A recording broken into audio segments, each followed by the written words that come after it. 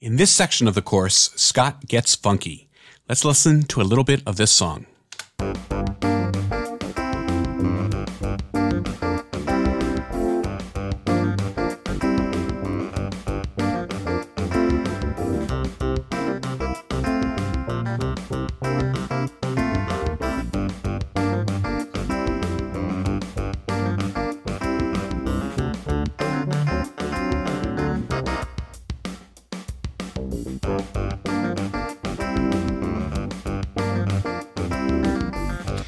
Okay, you get the idea. MIDI, just like audio, has many ways of being viewed and edited in Pro Tools, and I will show you a bunch of that in this section of the course. We'll use this song as an example. We've got a bunch of different MIDI tracks here: drums, bass, clavinet, and so forth. And many of the things that we learned under audio will work for MIDI. For example, I can resize tracks. I can resize all my tracks by holding down Option. And now they're all large. I can do Fit to Window, and they all fit to the window. I have a keyboard on the left here. It doesn't do anything if I'm in region mode, like I am now. But if I change to notes mode, then it becomes a working keyboard. And as I click on a note in my keyboard, all those respective notes are selected. Let me zoom in here a little bit. And you can see all of my D1s are selected. Those are my snares. So if I want to do something to operate on all my snares, for example, here's velocity, and I want to raise them. You see they're all white. I can raise up the values of all my snares proportionally or lower them down. It's great to be able to select a single note and to do that. Now, in addition to Notes View, where I can edit notes, Velocity View, where I can see the velocity of each note, Regions View, where I can work with regions just like I do with audio regions, move them around, copy and paste them, etc., etc. I also have a Block View, which I also have for audio, where I see blocks of regions without any of the details inside them. And then, of course, I can view any of my specific controller information in place of velocity, notes, regions, or blocks. Okay, let's go back to Notes View here.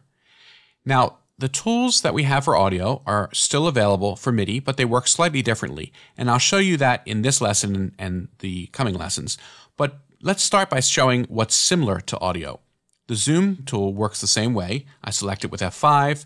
I can select an area and zoom in on it. Zoom toggle also works, by the way. For example, I can select a region with my grabber tool, hit Zoom toggle by pressing E, my command focus key, press another region, another region, another region, and each one will zoom in as appropriate. I can do a single zoom.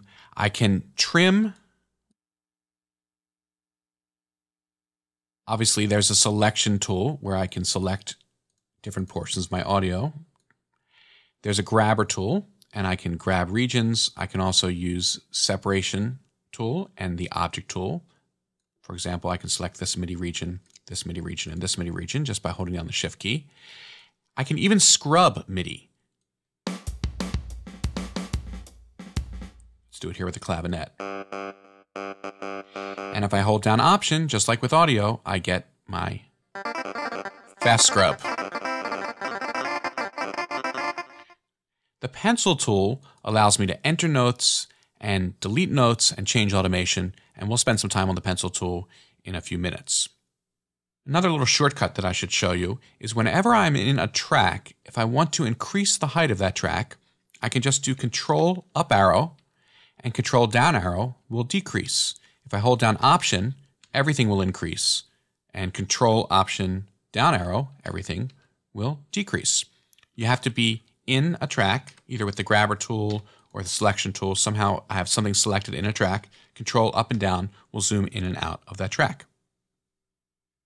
Now let me show you a little bit about automation. We've covered this a little bit in the last lesson, but we'll look at the guitar track here. And let me hide my other tracks. And we'll make this one nice and big. And I showed the automation lane. Actually, I don't want that big. I want this big. And here's the velocity. And I can, of course, see the velocity up here.